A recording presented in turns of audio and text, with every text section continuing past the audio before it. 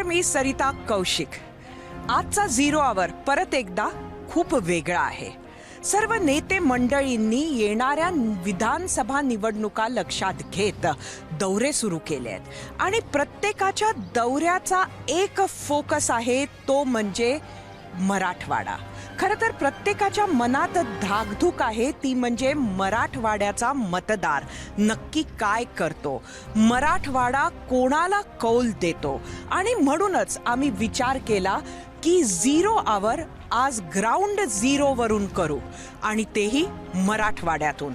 आम्ही आलो आहोत छत्रपती संभाजीनगरला, आणि आता इकडला मतदार, मराठवाड्याच्या मतदाराचा काय आहे मूड हे जाणून घेऊया. काय आहेत त्याच्या मनातले प्रश्न, काय आहेत ते मुद्दे ज्यावरून तो मतदान करणार.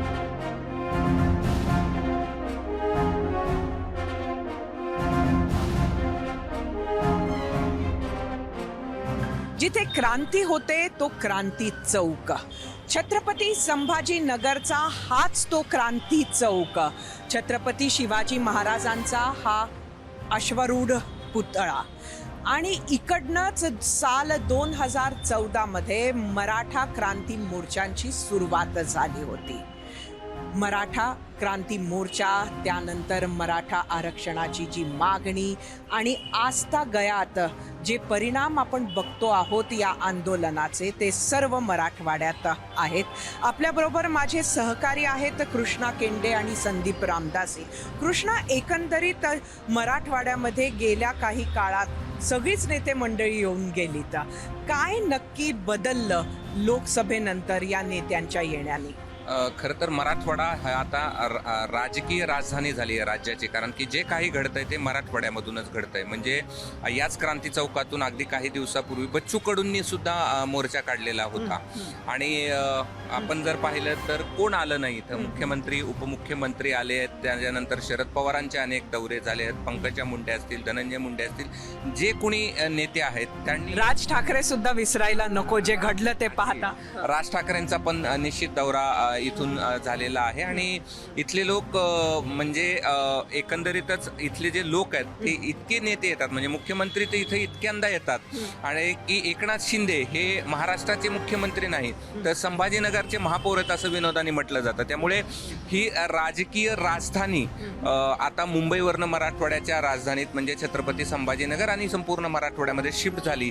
एवढ्या मोठ्या प्रमाणावर नेत्यांचे नक्कीच.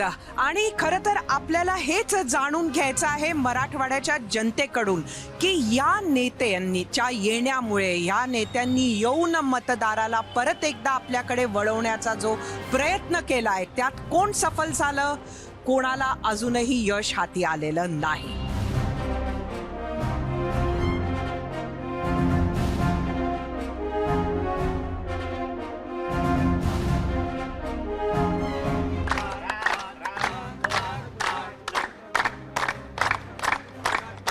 छत्रपती संभाजीनगरमध्ये सकाळी सकाळी या गार्डनमध्ये हास्य क्लब जमतो, आणि ही सगळी मंडळी सुद्धा, मतदाता सुद्धा आहेत.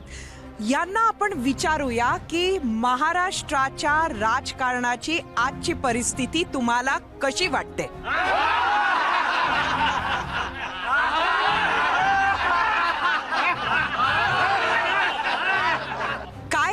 सांगाल? अगदी 3-4 दिवस आधी तुमच्याकडे बरंच टेन्शन रस्त्यावर होतं.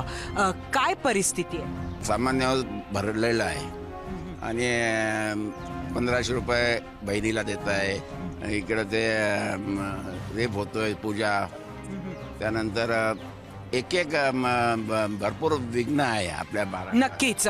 लाडकी बहीण योजनेचा फायदा तुम्हाला दिसत नाही आता? दिसतो आम्हाला. पुष्कळ हजारो महिलांना 1500 रुपये मिळालेले आहे.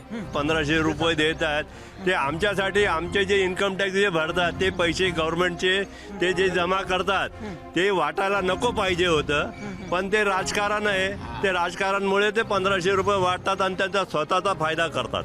पण म्हणजे या लाडकी बहीण योजनेमुळे आता सत्तेत असणाऱ्या पक्षांचा फायदा होईल असं तुम्हाला वाटतं? मला नाही वाटत फायदा होईल म्हणून. फायदा होईल. आज जे राज्यकर्ता आहे त्यांना खूप फायदा होईल याचा. त्यांच्याकडनं टॅक्स घेऊन ते गरीब लोकांना वाटतात, ही आनंदाची गोष्ट आहे. पण एक लक्षात घ्या की जिथे जिथे आजकाल अत्याचार होत आहेत ते फार गंभीर आहेत.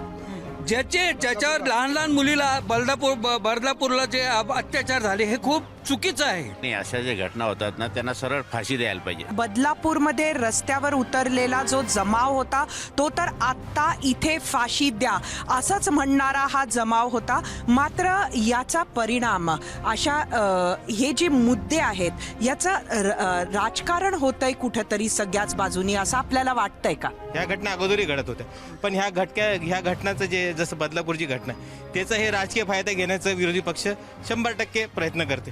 परंतु विरोधी पक्षाने हे बघितलं पाहिजे याचा राजकीय फायदा न घेता याचा ह्या अशा अत्याचारापासून नागरिकांना संरक्षण कसं मिळेल हे सगळं सरकारला याच्याबरोबर साथ घेऊन सरकारची साथ देऊन ह्या गोष्टींचा नायनाट केला पाहिजे. येणाऱ्या काळात निवडणुकीच्या मुद्द्यांमध्ये हे असे मुद्दे महत्वाचे असतात का मतदान करताना? नाही, असे मुद्दे महत्त्वाचे नसतात. आज संभाजीनगरमध्ये 10 वर्ष झालीत, आठवड्यात एकदा पाणी येत आहे. हे जे जनसामान्यांचं सगळ्यात महत्त्वाचा प्रश्न आहे त्याच्याकडं विरोधी पक्षाचं लक्ष नाही आहे. ज्या मुद्द्यांवर बोलायला पाहिजे त्याच्यावर बोलत नाही. उगं राजकारण करण्यासाठी लाडकी बहीण चालू झाली म्हणून अत्याचार, आता मुलींवर अत्याचार झाले म्हणून रस्त्यावर उतरू लागले, हे योग्य नाही आहे ना. कायद्याचं काम कायद्याला करू द्या. 4 दिवस झाले जी परिस्थिती होती, जी परिस्थिती बघितली, एकंदरीत समाजामध्ये तणाव खरंच आहे का? तणाव येतो, संभाजीनगरमध्ये मुळात जास्त येतो तो, त्यामुळे त्याची शासनाने दखल घ्यावी. मराठा आरक्षणाचा सुद्धा मुद्दा जो आहे तो इकडनंच सुरू झाला, त्याचा परिणाम लोकसभेत झाला असं म्हणाल का?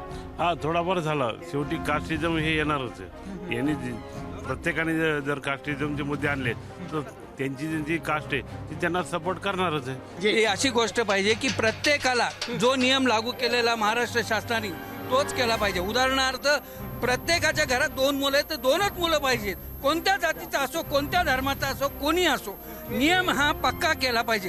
त्याकरता समान नागरिक कायदा जरुरी आहे. नाही, आणि दुसरी गोष्ट प्रत्येकाला आरक्षण हे आर्थिक निकषावरच दिलं पाहिजे. ज्या घटकाला आवश्यक आहे त्यालाच आरक्षण मिळालं पाहिजे, जातीवर नको. बऱ्याच प्रोजेक्टवर आतापर्यंत बराच खर्च झालेला आहे आणि त्यांची जमीन बऱ्याच वेळा घेण्यात आलेली, अधिग्रहण करण्यात आलेले आहे, पण त्या लोकांना अजूनही पैसे मिळालेले नाहीत. ते देशोधडीला लागलेले आहेत, ते भीक मागण्याच्या परिस्थितीमध्ये आहेत. आणि अशी परिस्थिती असताना आपण हे वाटप करतोय, अमुक बहीण लाडली, बहीण लाडला भाऊ, असे आपले वाटप चालू आहेत. याच्यामुळे लोकांना काम करण्याची प्रवृत्ती राहिलेली नाही. फुकट जेवढं मिळेल तेवढं चांगलं राहील अशी लोकांची वृत्ती झाली. तुम्ही लाडकी योजना वगैरे वापरतात तर शेतकऱ्याचं कर्ज का वापरत नाही? जो अन्नदाता आहे त्याचं तुम्ही कर्ज का माफ नाही करत आहे? आज मोठ्या मोठ्या इंडस्ट्रियलिस्टला तुम्ही कर्ज माफ करतायत, त्यांना तुम्ही जागा देतायत, मग शेतकरी जो आपल्याला अन्नदाता आहे त्याला का तुम्ही कर्ज माफ नाही करतात? गडकरी सारखे नेते देशात पाहिजे, देशाचा विकास व्हायला फार वेळ लागणार नाही. स्वतः म्हणले त्यांनी बरोबर नाही, एवढी बंद करो. येणाऱ्या निवडणुकीमध्ये जात धर्म ह्याच्यावर मतदान होणार की विकासाच्या मुद्द्यांवर मतदान? जात धर्मावरती मतदान होतं भारतात. जात धर्म ज्या धर्म मतदान होतं जात धर्मावरच होत आहे. जात धर्मावर होत आहे, पहिल्यापासून होत आलंय, आता तेच होईल. लोकांचं काय मत आहे, जनमत आहे की विकासावर खरं तर राजकारण व्हायला पाहिजे, पण तसं होत नाही. जात धर्म हाच महत्वाचा आहे आणि येणाऱ्या निवडणुकीत सुद्धा मतदान त्यावरच होणार आणि त्यामुळे पुढचा मार्ग कसा असणार हा इथे तरी कळला. बघूया पुढे मराठवाडा काय म्हणतोय.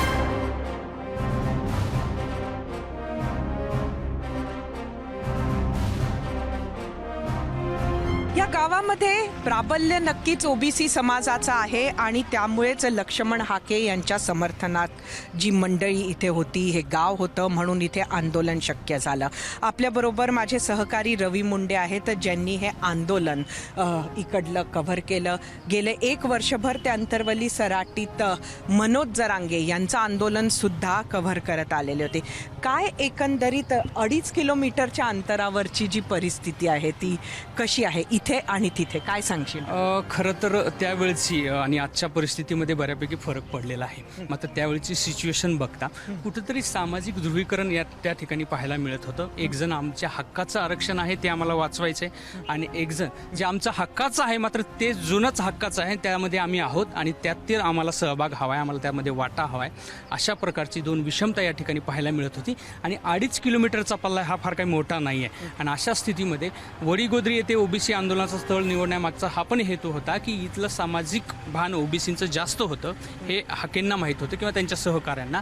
त्यामुळं ही मंडळी या ठिकाणी त्यांनी निवडलं. सुरुवातीला तर त्यांनी असं सांगितलं होतं की आपण आंतरवली सारटीमध्येच बसणार, मात्र त्या काळची कायदेशीर परिस्थिती तशी नव्हती. त्यामुळे पोलिसांनी केलेला मज्जाव त्यानंतर लक्ष्मण हाके यांनी हे ठिकाण निवडलं जे त्यांच्यासाठी सोयीचं होतं. नक्कीच. आणि खरं तर इथंच एक गावची मंडळी आली. हाकेंच्या आंदोलनाच्या वेळेला आपण सर्व मंडळी इथे असणार. आंदोलन तर आम्ही सगळ्यांनी पाहिलं, पण आज काय मूड आहे हे जाणून घ्यायचंय. आज खरं तर या आंदोलनाचं फलित असं झालं मॅडम की ग्रामीण भागातला मराठा समाज आणि ओबीसी समाज एकमेकाला बोलायला तयार नाही, कुणी कोणाच्या लग्नाला जायला तयार नाही, कुणी कोणाच्या मौतीला जायला तयार नाही. म्हणजे इतकी भीषण परिस्थिती या ग्रामीण भागात झालेली आहे. वास्तविक पाहता मराठा समाजाला आंदोलन भेटलं पाहिजे, ही ओबीसीची मागणी भेटलं पाहिजे, पण ते ओबीसीतून नको आहे. ही आमची पहिल्यापासून मागणी. पण मनोज जरांगे पाटलाच्या मागण्या जशा जशा बदलत गेल्या तसा ओबीसी समाज आक्रमक होत गेला आणि मग आम्हाला आंदोलन बसण्याची पाळी कोणी आणली? मनोज जरांगे पाटलांनीच आणली ना.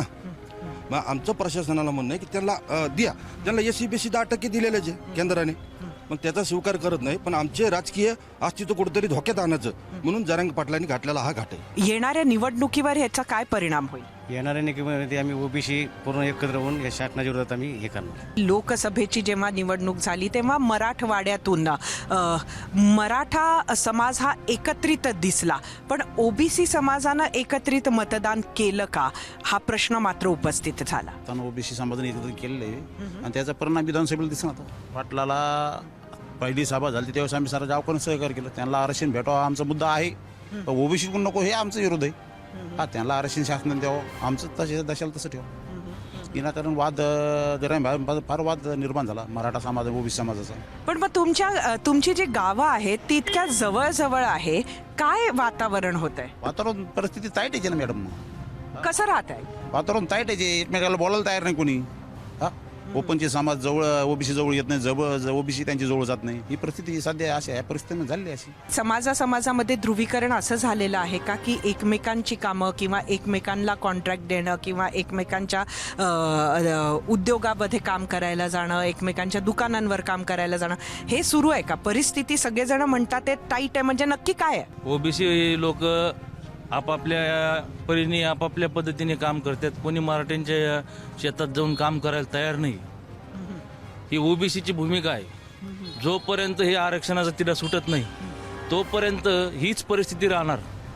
आज कोणी कोणाला बोलायला ओबीसीचं मराठाला बोलायला तयार नाही, मराठ्याचं ओबीसीला बोलायला तयार नाही. पण ही परिस्थिती अत्यंत वाईट आहे. याच्या निवडणुकीमध्ये कसा परिणाम होणार? कसा दिसणार म्हणजे कसं समाजामध्ये वाद लागला. आता मी वंचितचा कार्यकर्ता आहे. मी आता ओबीसी SC जे आमचे 18 बकडचा आहे का आम्ही सगळं एक होणार. एखाद्या पक्षाच्या दृष्टिकोनातून तुम्ही एक होणार की उमेदवार बघून एक होणार? काय कसं एक होणार म्हणजे नक्की काय? ओबीसीचे कॅन्डॅक्ट टाकणार, काही SCचे टाकणार आहे, काही जे कुंभी माठ आहे त्याचे बी टाकणार मधम यायचे. जसं लोकसभा झाली त्यांनी हे टाकले निवडून टाकली तसं आता आम्ही निवडून टाकणार. ओबीसीचे कार्यकर्ते ओबीसीच्या कार्यकर्त्यांनाच मतदान करणार. या सरकारच्या विरोधातला जरांगेंचा जो रोष आहे तो रोष या निवडणुकीत पाहायला मिळाला असं मानलं जातं. त्यांनी जसं म्हटलं की उभं करायचं की पाडायचं हे ठरवणार. हे मागच्या खेपेला त्यांनी म्हटलं असेल नसेल, पण त्यांच्यामुळे उमेदवार पडले असं मानलं जातं. नाही, तसं मानलं जात नाही. ग्रामीण भागात आम्ही तसं मानतच नाही ना. मी तेच सांगतोय ना की जालना मतदारसंघात मराठा समाजाचं 1.5 लाख मतदान आहे. त्यातून मराठा समाजाचा एक कॅन्डिडेट उभा होता मंगेश साबळे, त्याला 1.5 लाख मतदान पडलं. मग त्याला मतदान पडलेलं ते प्युअर मराठ्याचे ना. मग कल्याण काळे कोणाच्या मतावर निवडून आले? कल्याण काळे हे ओबीसीच्या मतावर निवडून आले ना, हा पण गैरसमज. मग आता विधानसभेच्या निवडणुकीत काय बदल तुम्हाला आता विधानसभेच्या निवडणुकीत खूप बदल झालेला दिसेल. ओबीसीलाच मतदान करेल आणि मराठा समाजाला मतदान करेल. आमचे जो काही उमेदवार इथं ओबीसी देईल त्या उमेदवारालाच ओबीसी SC ST आणि भटके विमुक्त म्हणून आम्ही सगळेजण मतदान करणार आहोत. ओबीसी समाजातला उमेदवार जो पक्ष देईल त्याच्या बाजूनं खरंच लोक उभे राहतील का? मराठाचे डिव्हिडेशन होणारे मतदानाचं कसं? कारण दरांगे पाटील उभा करणार, काँग्रेस उभा करणार, राष्ट्रवादी उभा करणार, जे काही करणार ते त्याचं मात्र डिव्हिडेशन होणार आहे आणि ओबीसीचं डिव्हिडेशन होणार नाही. त्याच्यामुळं मग कोण देणार ओबीसी उमेदवार? ओबीसीचे 2-3 जरी राहिले त्यानंतर शेवटच्या क्षणी आम्ही त्याला कॉम्प्रोमाइज करून आम्ही एकच उभा करणार आणि ओबीसीचाच माणूस निवडून येणार, हे तितकं सत्य. पण मग हे कोणी ठरवलेलं आहे? आता हे सगळे आम्ही सगळ्यांना आम्हाला माहीत झाले ना की आमच्या जातीचं काय दुःख नाही हे आता माहीत झालं ना आम्हाला. आतापर्यंत आम्ही मराठा मराठा मराठा. पण मग गावागावात आपण ही बोलत होतात का? हो, आता तर प्रत्येक गावात असं आहे की ओबीसीचा जो लोक उभा करील, जो माणूस येईल त्यालाच आम्ही मतदान करणार, नसता करणार नाही. पण मग हा संदेश कसा पोहोचवला जातोय? आज सगळ्या लोकांना माहिती झाले, सगळे लोक घरोघरी सध्या व्हॉट्सअपच्या माध्यमातून चालू आहे आणि सगळे आम्ही सगळे बांधव ओबीसी बांधव प्रत्येकाच्या घरी जाऊन सांगणं चालू आहे सध्या की आपला ओबीसीचा एक कॅन्डिडेट द्यायचा आणि त्याला निवडून आणायचं. आज ज्या पद्धतीनं रोज मनोज जरांगे एक अजेंडा घेऊन पुढे जात आहेत त्या पद्धतीनं हाके जात नाहीये. त्यामुळे आता तुम्ही जी भूमिका मांडताय त्याचं नेतृत्व कोण करते? आता जे ओबीसीतले जे सगळे जे घटक आहेत ते सगळे एकत्र आलेत, एकत्र येऊन त्यांची नेत्याची गरज नाही पडत नाही. नेत्यांची गरज आहे ना, असं कुठं म्हटलो नेते नाहीत, नेत्यांची गरज आहे. पण आता प्रत्येक घटकाला कळायला लागलेले आहेत का आपल्याला जे आरक्षण आहे आपल्यातून जाणार आहे, मग ते आपण त्याच्यासाठी काय केलं पाहिजे. मग ते सगळे त्याच्यातले ओबीसीतले सगळ्यात छोटे मोठे सगळे घटक एकत्र येऊन सगळा एक गट्टा तयार होतो झालेला आहे. भुजबळांचं नेतृत्व मान्य करताय की शेवटी दुसऱ्या बाजूला स्वतःला ओबीसी नेते म्हणणारे विजय वडेट्टीवारही आहेत, त्यामुळे हे दोन एक नेते आहेत, एकीकडे बावनकुळे आहेत. नक्की कोणाचं नेतृत्व मान्य आहे? कारण ज्याचं नेतृत्व आपण मान्य करार त्या पक्षाबरोबर जावं लागेल ना. ओबीसी समाज असा नाही का एखाद्या पक्षाच्या याच्याने जाणार, तो सगळा समाज ओबीसी समाज एकत्र राहणार आहे आणि त्यांनी जो ठरवलेला उमेदवार असेल तो त्याच्या मागे ताकदीने उभे राहणार आहे. येणाऱ्या निवडणुकीमध्ये मतदान करताना ह्या खेपेला तुमच्यासाठी काय महत्वाचं ठरणार आहे? पक्ष महत्वाचा आहे, जात महत्वाची आहे की विकास महत्वाचा आहे? काय सांगा? रोजगार विकास महत्वाचा आहे. रोजगार हा महत्वाचा आहे. रोजगार विकास महत्वाचा आहे. ओबीसी की हित बात जो भी ओबीसी की हित की बात करेगा वही इस देश पे राज करेगा. आमच्यासाठी ओबीसी आरक्षण टिकवणं हे महत्वाचं आहे. आम्ही हे जातच बघणार आहे, ओबीसी जातच बघणार आहे. बरोबर, ओबीसी चालू, ओबीसी उमेदवाराला मतदान करणार. ज्या पद्धतीनं हे ध्रुवीकरण झालेलं आहे, समाजामध्ये ध्रुवीकरण झालेलं आहे, 2.5 किलोमीटरच्या अंतरामध्ये मराठा आणि ओबीसी एकमेकांशी बोलत सुद्धा नाही, एकमेकांकडे जातही नाही, एकमेकांचं कामही करत नाही, एकमेकांच्या कडे काम करायला जातही नाही आणि सगळ्यात महत्त्वाचं म्हणजे आता एकमेकांना मतदानही करणार नाही. पुढे आपण अंतरवली सराटीतही जाणार आहोत. तिथली परिस्थिती नक्की काय आहे ती आपण बघणार आहोत.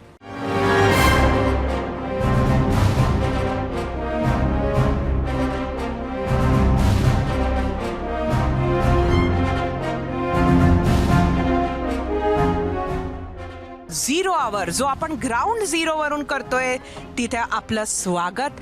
आता आम्ही पोचलो आहोत अंतरवली सराटीला. अंतरवली सराटी म्हणजे तेच गाव जिथनं मनोज जरांगे यांचं आंदोलन सुरू झालं, जिथं सुरू राहिलं ते गाव. समोरच मनोज जरांगे यांचं आंदोलन स्थळ आहे. ते आंदोलन स्थळ आम्ही तुम्हाला दाखवतो. इथे संघर्ष योद्धा शिवश्री मनोज जरांगे पाटील अशा पद्धतीचं हे एक मोठं होर्डिंगही लागलेलं आहे. सातत्यानं TV स्क्रीन्सवर तुम्हाला ज्या जागेवरून मनोज जरांगे उपोषणाला बसलेले, ज्या जागेवरून नेहमी बोलताना दिसतात, तीच ही जागा अंतरवाली सराटी. आपण नुकतंच पाहिलं की ओबीसी समाजाच्या भावना काय आहेत. अवघ्या 2-2.5 किलोमीटर अंतरावर असणाऱ्या या अंतरवाली सराटी गावात मात्र मनोज जरांगे यांना पूर्ण समर्थन आहे.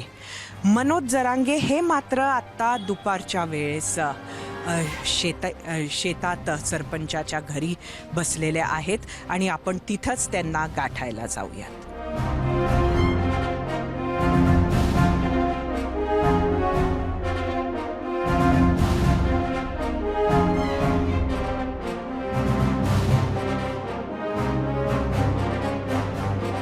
दुपारच्या वेळी गावाचे सरपंच, अंतरवली सराटी गावचे सरपंचांच्या या शेतात असणाऱ्या घरात मनोज जरांगे आत आहेत आणि बाहेर ही सर्व मंडळी त्यांना भेटायला आलेली आहे.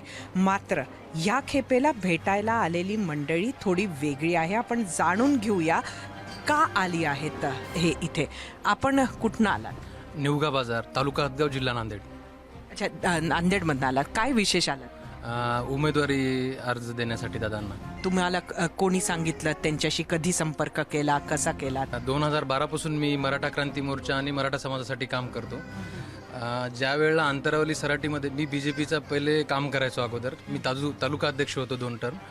परंतु ज्या वेळेला अंतरावली सराटीमध्ये इथं आमच्या आया बहिणीवर जेव्हा अत्याचार झाला आणि जे खोटे गुन्हे दाखल करण्यात आले, तेव्हा कुठंतरी आमच्या मनाला वाटलं की बाबा ही गोष्ट चुकायली.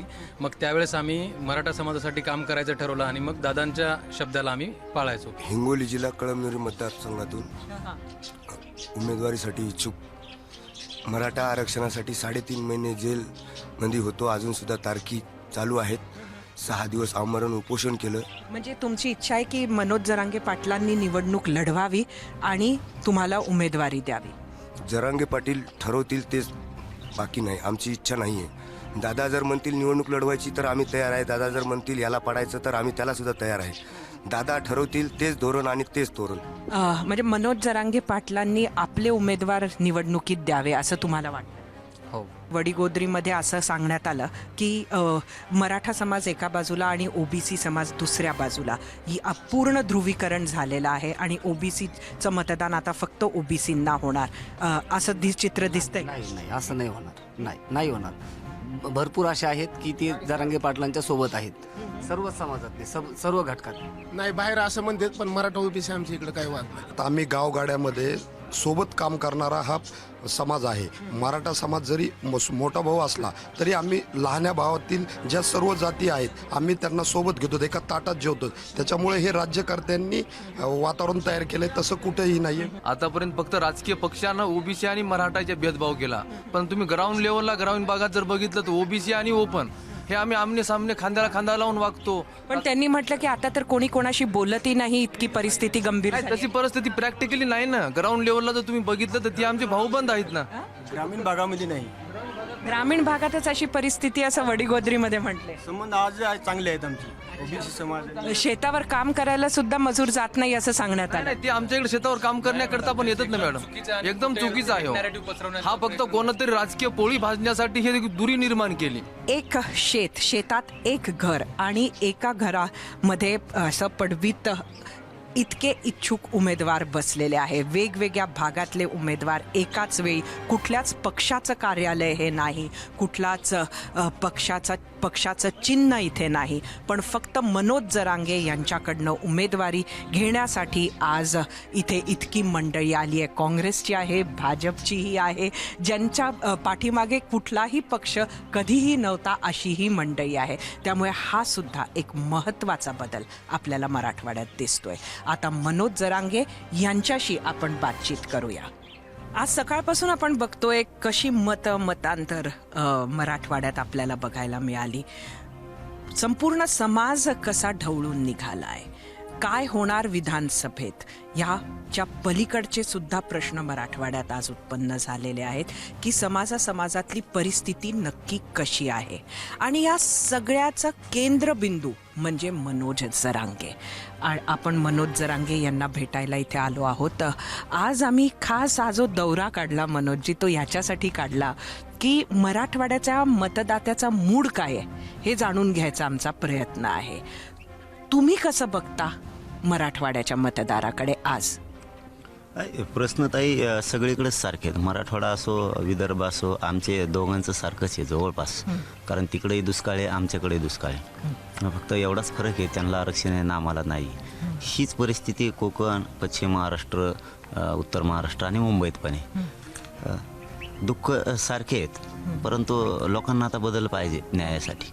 लोक नाही ऐकत आता. तुम्ही तात्पुरतं काय नादी लावता, काय देताल. लोक खूप पुढे गेले आता. लोकांना नाही ताई आनंद राहिला आता याच्यात की राजकीय नेत्यांना निवडून आणायचं आणि त्याच्या अंगावर गुलाल टाकायचा आणि गुलाल पडलेला आमदार त्याला आपल्या खांद्यावर घेऊन नाचायचं आणि डीजे पण आपणच लावायचा, फुलं पण आपणच टाकायचे.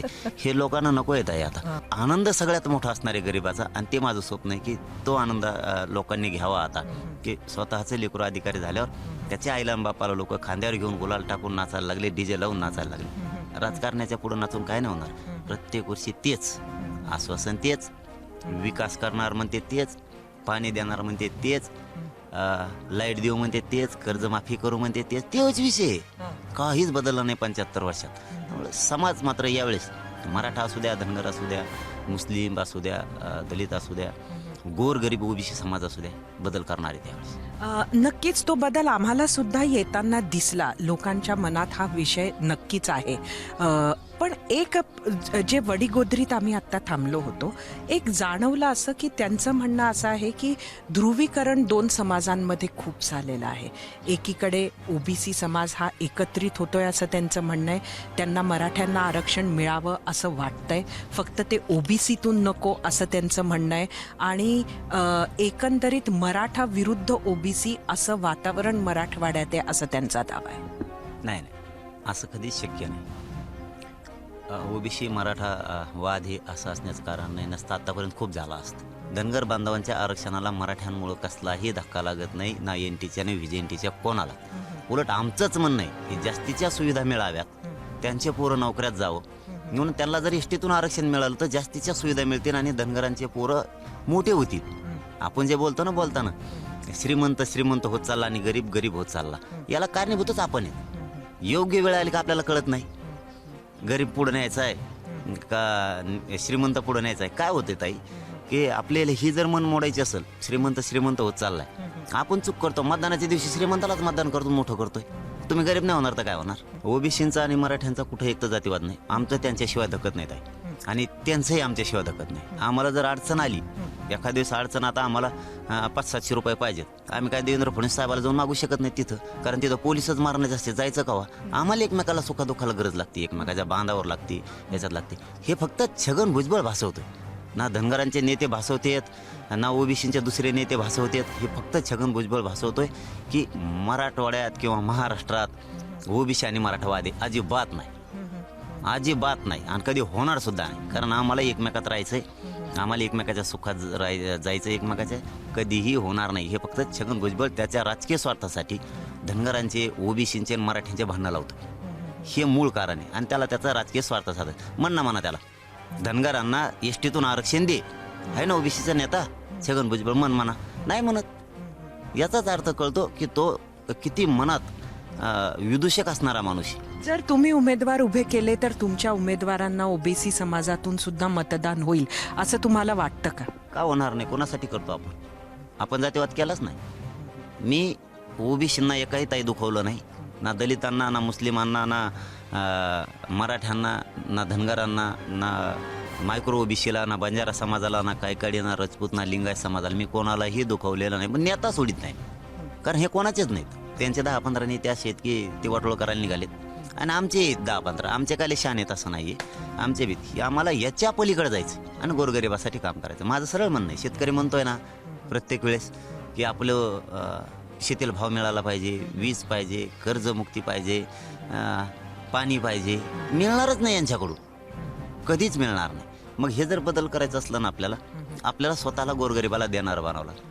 तुम्हाला जाहीर सांगतो ताई, एबीपी माझाच्या माध्यमातून मी कधी खोटं नाही बोलणार, परंतु सर्वसामान्य ओबीसींचे सुद्धा एवढे प्रश्न आहेत ते सुटत नाहीत. एकटा आरक्षण छगन भुजबळ खातो, सुविधा स्वतः खातो, सगळ्यांचा वापर करून प्रशासक सुद्धा त्यांनी त्याचेच बनवले.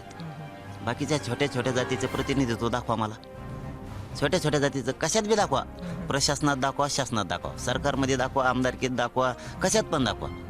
आणि कुठं अधिकारी पण जास्त नाही.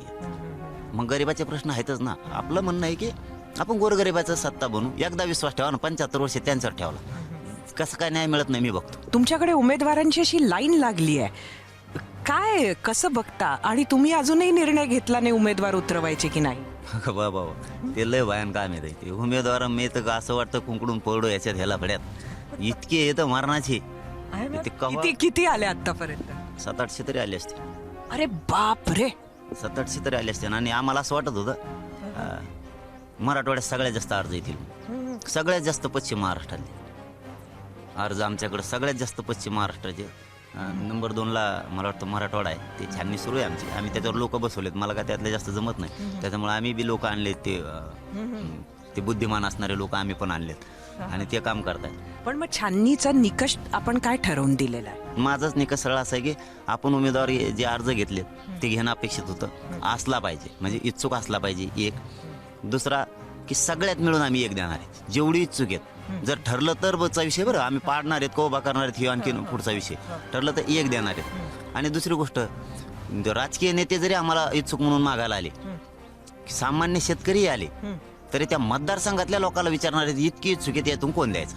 म्हणजे त्यांच्यात गैरसमज जाणार नाही, राजकीय नेत्याला देतात का सामान्याला देतात का एखाद्या उद्योगीला देतात का व्यवसाय करणाऱ्याला देतात का सामाजिक कार्यकर्ते, गैरसमज राहणार नाही. म्हणून मी ते कायम ठरवून ठेवलेलं आहे. परंतु आता 29 तारखेला आम्ही बैठक घेणार होतो, परंतु यांनी निवडणूक डिसेंबरमध्ये टाकली आहे. आणि आपण अगोदरच जर आपले पत्ते ओपन केले किंवा आपले रणनीती अगोदर सांगितले तर याला गनिमा कावा कसा म्हणायचा. त्यांनी आमच्यावर गनिमा कावा टाकला होता. आम्ही लय नशिबाने येत आहे. हेच देवेंद्र फडणवीस साहेबांनी जर 29 तारीख झाल्यावर जर केलं असतं, मग मला लय कसरत करावं लागली असती. म्हणजे 29 तारखेला आम्ही घोषणा केली, लढायची किंवा पाडायची काय असेल तर 4 महिन्यात त्यांना त्याच्यावर प्रक्रिया करता आली असती. आणि त्यांना प्रक्रिया करता आली असती तर मला खूप कसरत करावं लागली असती. पण आम्ही एवढे नशिबाने आहेत की 29च्या बैठकीच्या घोषणेच्या आधीच देवेंद्र फडणवीस साहेबांनी सांगितलं की डिसेंबरच्या नंतर निवडणुका होणार आहेत. आणि मग आम्ही सावध झालो की 29ला बैठकच नाही घ्यायची. यांना कळून देत नाही आपलं काय डावी. उमेदवार जेव्हा एवढे 700-800 तुमच्याकडे येत आहे आणि ते सगळेजण तुम्ही म्हणाल त्या धोरणावर चालायला तयार आहेत, तुमचं उद्देश पूर्ण करायला तयार आहे, मग तुम्ही निवडणूक लढवायची की नाही हा निर्णय राखून का ठेवताय? काय राहतं ताई, शेवटी समाजाला विश्वासात घ्यायला लागतं. जो मालक आहे तो गुलाल टाकणारा ती. इथं तुम्हाला मला काय किंमत नाही, कारण ही लोकशाही. शेवटी सामान्याला एकदा विश्वासात घेतलं आणि त्यांना विचारलं ते होतं. 29ला आम्हाला विचारायचं होतं ना, पण ती काय आहे, निवडणुकीचे संकेत वेगळे आणि आंदोलनाची दिशा वेगळी. याच्यात संकेत पाळायला लागते, ते उघड करायला नाही लागत. मग जर आपण 4 महिने निवडणूक आणि आपण जर 29ला निर्णय घेतला तर आपली फसगत होऊ शकते. मग थांबलं. आता जर निर्णय घेतला असता 29ला, मग ऑक्टोबरमध्ये निवडणुका पाहिजे होती. मग परफेक्ट ते बसत होतं, कारण त्यांना काय हालचाल करता येत नव्हती. त्यांना आमचे उमेदवार बघून द्यायचे होते, हे कोणचे देतात मग त्याला द्यायचा तसा, किंवा त्यांचे कोण कोण आमच्याकडे येतं, कारण त्यांचं गबाळ आले आमच्याकडे. मीडिया गेल्याच्या नंतर सुद्धा लई येतात, तोवर ते तिकडंच वाट बघत आहेत, कौशिक मीडिया हलती, कौशिक मीडिया इथून हलती, असे सुद्धा आहेत. आम आदमी पक्ष आपण सगळ्यांनी पाहिला. आम आदमी पक्ष आपल्याला खरं तर 13-14च्या वेळेला माहिती सुद्धा नव्हता, पण निवडणुकीमध्ये त्यांनी दिल्लीत सत्ता आणण्यात ते यशस्वी झाले. एकदा नाही, दोनदा नाही, 3दा त्यांनी सत्ता आणली. आणि कुठंच राजकीय पार्श्वभूमी नव्हती, अशाच एका आंदोलनाच्या माध्यमातून ती मंडळी आली होती. तसंच थेट आपण सुद्धा त्याच पद्धतीनं निवडणुकीत उतरणार असं का म्हणत नाही? आपल्याला यश मिळेल ह्याचा कॉन्फिडन्स वाटत नाही का? त्यांचा ताई अजेंडाच राजकीय होता, राजकारणाकडेच जायचं. माझा अजेंडा राजकारणाकडे जायचा नाही. सामाजिक परिवर्तन करायचं, जे आपण गरिबी म्हणलं मोगा, त्या गरिबीतून लोकांना वर काढायचं. माझा राजकीय अजेंडा नाहीच आहे, मला त्याच्यात जायचंच नाही. पण पर्याय नाही, पर्याय नाही. मी काय करू? जर सरकारला 12 महिने झाला आम्ही आरक्षण मागतोय, तुम्ही देत नाहीये, तर मग देणारं केंद्र ही सत्ता आहे ना. विलाजाना तिथं जायचंय. म्हणून आम्ही ते जसं म्हणले तसं निर्णयाला राजकीय आम्ही असतो तर डायरेक्ट निर्णय घेतला असता, जे होईल ते होईल. पण मनोजजी, तुम्ही स्वतः म्हणजे नेता जर निवडणुकीत उतरला नाही तर किती शिलेदार उतरवले त्याचा फायदा होत नाही. त्यामुळे तुम्ही स्वतः निवडणूक लढणार का? नाही, मी स्वतः नाही जाणार. परंतु आणखीनही आम्ही वाट बघतोय की आम्हाला राजकारणाकडे नाही जायचं. आमचं आरक्षण असलेल्या आपल्या ज्या मागण्या आहेत 8-9 त्या देऊन टाका. पण मग पर्याय नाही म्हणून तिथं जावं लागेल. आणि जसं ते बंधू म्हणले तसं की मग तुम्हाला चित्र दिसल. एकदा का त्याच्यात पाय ठेवला ना, मग चित्र दिसल. कशाला म्हणते पश्चाताप, हे मात्र पाय ठेवल्यावर सांगतो. तुम्हाला आत्ता महाविकास आघाडी आणि महायुती या दोन्हीकडनं संपर्क होत असेलच कोणा ना कोणाकडनं. तुमचा कल जास्त कुठल्या पक्षाकडे? कारण पाडायचं म्हटलं तर तुम्हाला ठरवावं लागणार की कोणाला पाडणार. नाही, या वेळेस आणि पाठीमागच्या वेळेस सूत्रच वेगळे वेगळे राहणार आहे. पाडायचं ठरलं तरी समाजाला विचारणार आहे ह्यावेळेस कोण कोण पाडायचे, काय काय करायचे. आणि म्हणजे पक्ष पाडणार की उमेदवार पाडणार? उमेदवार पाडणार आम्ही. हे समाजाला विचारून ठरवणार आम्ही. कारण हे आरक्षण ताई देतच नाहीत, आता असं सिद्ध होत आले जवळपास. त्यांना पण तुम्हाला खूप विश्वास होता एकनाथ शिंदेवर. काय करते ते तिघ जण मिळत लागून द्यायना, नुसते हा म्हणते देतो म्हणते. इतके 1 वर्ष लागत नाही, आता 29ला 1 वर्ष होणे आंदोलनाला. आणि लाखांना लोक हे आंदोलन टिकून धरतात, एवढी सोपी गोष्ट नाही आहे. कारण भारत देशातलं खूप मोठं आंदोलन झालं आहे की तेवढाच स्टॅम्प आहे, तितक्याच लाखात लोक आहेत आजही. आणि 1 वर्ष चालवणं सोपं नाही. पण तिकडे पवार साहेब आणि उद्धव ठाकरे सुद्धा ह्या बाबतीमध्ये म्हणजे तसं केंद्राला सातत्यानं सकाळ दुपार संध्याकाळ काही ना काहीतरी बोलत असतात.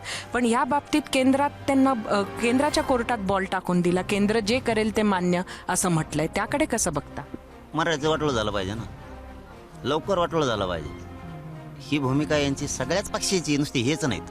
लवकर वाटोळं झालं पाहिजे. आता आम्हाला केंद्रात आमचं आरक्षणाचा काही प्रश्नच नाही. आमचं आरक्षण ओबीसीमध्ये नोंदी सापडल्यात कुणबीत. केंद्रात काय आमचं 10% आरक्षणाचा विषय केंद्रात ते आम्हाला नकोच आहे ना. आम्ही नकोच म्हणतोय ते.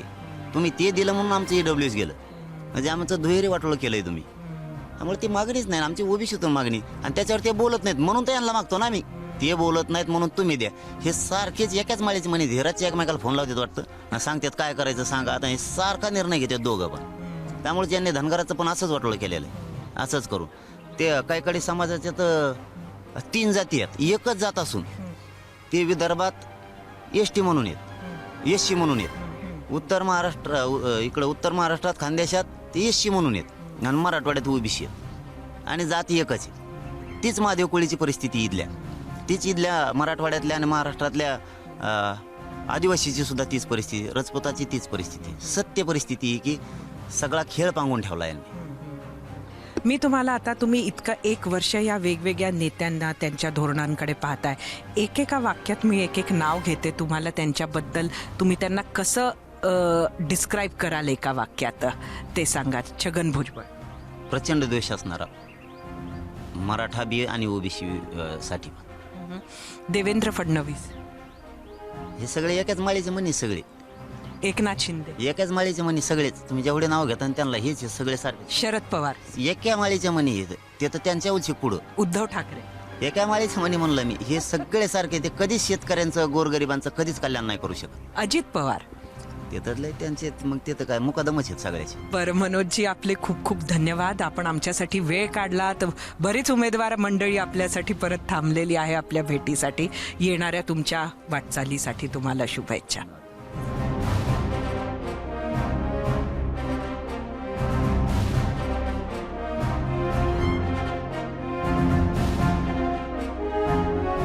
विधानसभेचं वारं वाहू लागलेलं आहे. मराठवाडा हा खरं तर केंद्रस्थानी आलेला आहे. कारण मराठवाड्यातून ठरणार का उमेदवार पाडायचे की उमेदवार उभं करायचे, हा प्रश्न मराठवाड्याच्या मतदारांसमोर खरंच आहे का?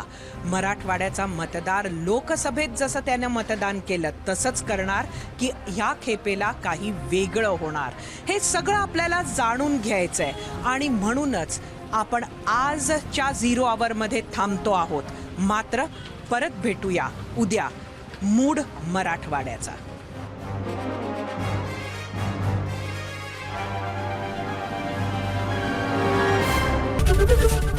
ABP माझा, उघडा डोळे बघा नीट.